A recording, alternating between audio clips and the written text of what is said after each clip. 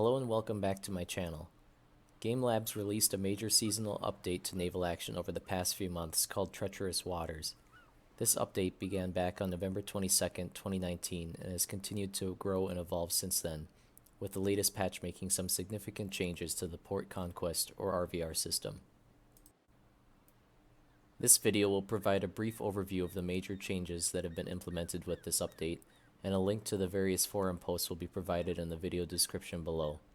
To make a long story short, now is a great time to come back to naval action. Jumping into the update, when in the open world, you'll now see wind symbols that appear on the horizon and on your map. This is a new speed boost system that was implemented, and each one will give you a different percentage of wind buff for a specific amount of time. Once you get close enough to it, you can click on the boost and click Use underneath it. This new implementation has effectively made the map smaller because now you can get to faraway locations much faster. You need to watch out though, because other players on the war server can use the boost to sneak up on you. This update also released NPC port battles and port raids to the game. Every weekend, the 3 nations that control the most ports will have one of those ports attacked by an NPC raiding fleet. If the NPCs win the port battle, the port will go neutral, and the nation will need to capture it back. Once it is captured again, the investments that were made into the port will be damaged or knocked down by 1 tier, and the nation will need to reinvest to get them back to where they were. Port raids are another new concept and are slightly different. They allow players to complete a raid battle outside of an enemy port for some really nice rewards. Players can get these missions from their county capitals, and once you get in the battle, you'll need to sink all the warships and capture the NPC Indiaman that's in the battle. The Indiaman will have a raid chest on board that is filled with important loot, such as combat marks, doubloons, and other rewards. You'll need to bring this chest back to the port that you started the mission from in order to open it. 2 new items have been added to the game, the ship logbook and the Loki rune, and both can be found on enemy players and NPC ships that you sink. The logbook can be used to see enemy battles in the area that are open for others to join, and the Loki rune can be used to teleport you into an ongoing PvE battle. You will be teleported into the AI ship and will gain the control of it. Oftentimes the ship is already half sunk, and you have no way to repair yourself, so the battle won't go well for you. However, sometimes you may get lucky and can really take another player by surprise. This is a fun new addition to the game that will give new players a chance to fight other people without the fear of losing their own ship. So the next big change I will highlight is privateer fleets. When you're sailing around a national capital, you'll now see really fast NPCs sailing around that are composed of a mixture of frigates and line ships. These NPCs actually target enemy players that venture too close, and are there to help protect new players to the game who are still learning in the capital region. Now, if you succeed in sinking the ships in this privateer fleet, you'll be able to collect a privateer chest from them. This chest provides some very important loot, including seasoning shed permits and season logs.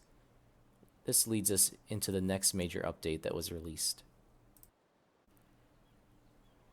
The developers released a new type of wood to build your ships out of, seasoned wood. Historically, wood was put aside in a warehouse for an extended period of time, which would make it dry out and create a lighter, stronger, craftable wood. The new wood is represented with an S in your inventory. In order to produce this wood, you'll need to find a seasoning shed permit, which allows you to construct a new crafting building. You'll also need to find permits for each of the types of seasoned woods you'd like to produce.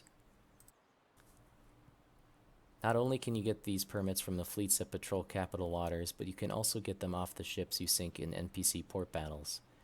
If you don't have access to the permits or a seasoning shed yet, but you own a DLC ship, you might be able to get the seasoned wood. Simply redeem the ship using the seasoned wood you would like, and then break up the ship. There's a small probability for you to get some seasoned wood out of this, but the supplies you get are randomized, so it doesn't work every time. One of my favorite changes with this update so far is the economy overhaul. Maybe it wasn't so much of an overhaul as it was a fix, since the developers brought trading back to its true form in the game, as it was about a year and a half ago in pre-release. Since the game released this summer, the best way to make money through trading was to use the economy missions that spawned in port. The developers still left all the trade goods in the game, but they didn't give you a large profit. These two systems have flipped, and it's now more lucrative to buy and sell trade goods than to do the economy missions. For this, you would look at the trade goods in a port and see what you can buy them for. Then, you'll go to the trader tool on your map, type in the item, and see if there is a port nearby that you can sell them for a higher price. The true trading in this game has finally been fixed. The next big change was port battle ratings and the addition of the ability to attack county ports first. Again, this is something that we were able to do in alpha that was removed around game release, and it's great to see it brought back into the game.